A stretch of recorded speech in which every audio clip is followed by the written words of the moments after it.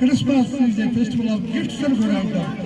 ఈ క్రిస్మస్ లో మనం ఎందుకనమాట యేసు ప్రభు పుట్టినటువంటి దినాన్ని మనము ఎందుకు సెలబ్రేట్ చేసుకుంటున్నాము అందరికీ తెలుసు. దేవుడు ఎందుకనమాట మనల్ని ఎంతో ప్రేమించాడు.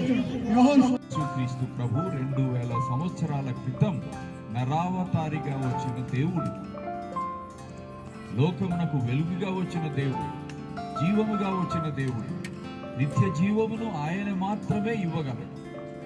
అందుకని బైబిల్ ఒక మాట చెప్తుంది, దేవుడు మనకు నిత్య జీవమును అనుగ్రహించెను. ఆ నిత్య జీవమును కుమారుడైన యేసు క్రీస్తునందు అనుగ్రహించెను.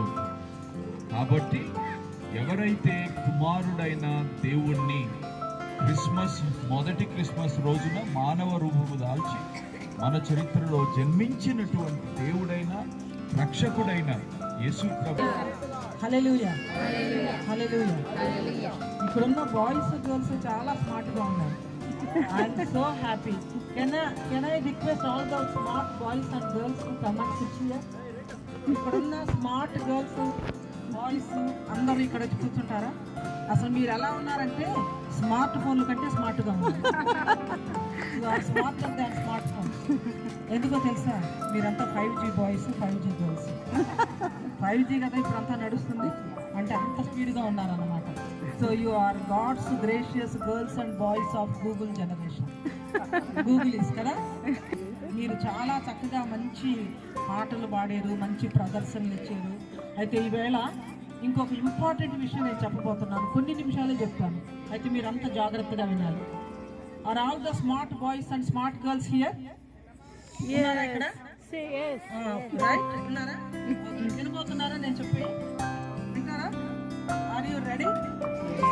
Very good very good very good. యెషయా గ్రంథము 9వ అధ్యాయము 1 నుండి 7 వచనాలు. మనం మొత్తాన్ని చదవబోటలేదు కానీ నేను కొన్ని వచనాలే చదువుతాను. అక్కడ ఈ వాక్యంలో నుంచి దేవుడు మీతో మాట్లాడాలని, మిమ్మల్ని ఆదరించాలని, మిమ్మల్ని బలపరచాలని, ఒక నూతనమైనటువంటి ప్రోత్సాహంతో, ఉత్సాహంతో, బలంతో దేవుడు మిమ్మల్ని తీసుకుని వెళ్ళాలని నేను కోరుకుంటున్నాను. యెషయా గ్రంథము 9వ అధ్యాయం. మీకందరికీ క్రిస్మస్కు సంబంధించినటువంటి సంతోషం వ్యక్తిగతంగా కలగాలి అనంటే క్రిస్మస్కు కేంద్ర బిందువైన మొట్టమొదటి క్రిస్మస్ రోజున జన్మించిన లోక రక్షకుడైన యేసుక్రీస్తుతో మనకు వ్యక్తిగతమైన సంబంధం ఉంటే తప్ప ఈ బాహ్యమైన సెలబ్రేషన్స్, వేడుకలు, సందడి వీటి వలన మనకు ప్రయోజనము ఉండదు. కాబట్టి క్రీస్తుని మన జీవితాలలో సొంత రక్షకుడుగా, ప్రభువుగా కలిగి నిలవలేదు.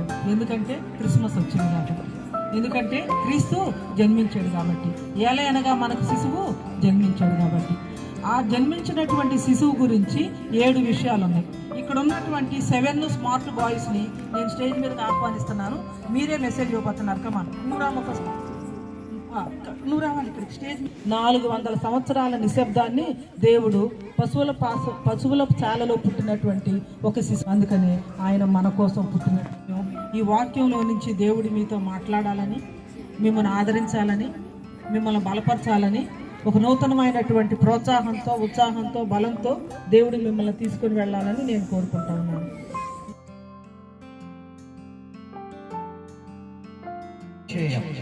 ప్రభేశ్వరస్తమే జయం, ప్రభేశ్వరస్తమునకు సంపూర్ణ విజయం, అపవాది క్రియలకు అనంతకాల నాశనము కలుగునుగాక.